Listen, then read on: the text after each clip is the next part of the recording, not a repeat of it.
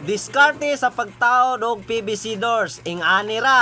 Kaway-kaway sa mga panday dyan. Shout out sa inyong lahat.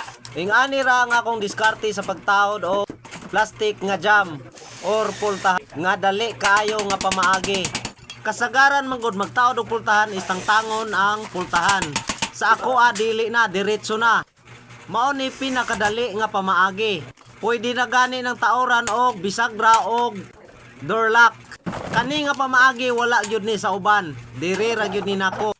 Mao na kung gusto mong ingunani inyong teknik sa pagtaod og PVC doors, sunda lang ni og tan-awa nga video aron makakuha mo og pamaagi sa pagtaod og PVC doors nga sama ingunani. Og nakita man ninyo nga ang pultahan sa PVC doors is wala na ko tangtangan. Is ang kulang ana is doorknob na lang, humana na og taod bisagra. Mao nang pinakadali nga pamaagi sa pagtaod og PVC doors. Sukad sa tanan na agihan akong video, kani pa ang akong gihimo nga video ang naaani nga pamaagi kung nakabantay mo. Pero mao jud na ang tinuod.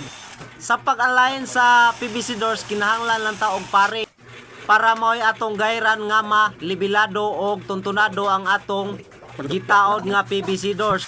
Og mauni ang akong pamaagi sa pagtaod sa PVC doors. Dali ra kaayo, automatic. Dili ra gani maabtan og 3 ka oras na humandayon ang usa ka PVC doors. Kung makita ninyo, inig humana to og pamutang aning mga brace nga paring ato na dayon ni siyang paslakan og masa.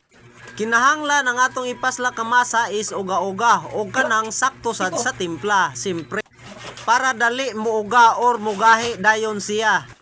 Ingani ang pinakadali nga pamaagi sa pagtaod og PVC doors. Kita man gid ninyo sa video kung unsay akong mga diskarte nganong dali ang akong pamaagi. Daghan kaayong mga pamaagi sa pagtaod sa PVC doors, pero kani ang pinakanindot nga pamaagi aron madali ang pagtaod sa atong mga PVC doors. Haom jud kaayo ni sa mga pakyaw nga tirada.